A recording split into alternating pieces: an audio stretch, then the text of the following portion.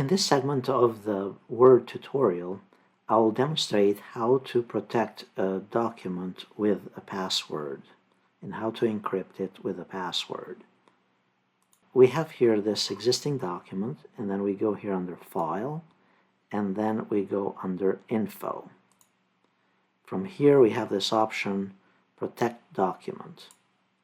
Click on it, and then choose to restrict it with a password or to encrypt it with a password. Click on Encrypt with a password, and then enter a password that you'll remember. Notice that the passwords are going to be case sensitive. We need to confirm the password again, and now a password will be required in order for us to open this document. Now if I go ahead and close this document, we'll be prompted to use a password. And then we'll be able to open it.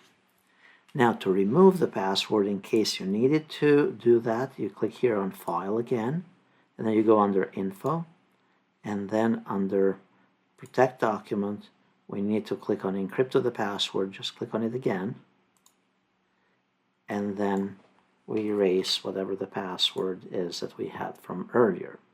Then go back, save the document, reopen it, and it should not ask us to open it with a password again.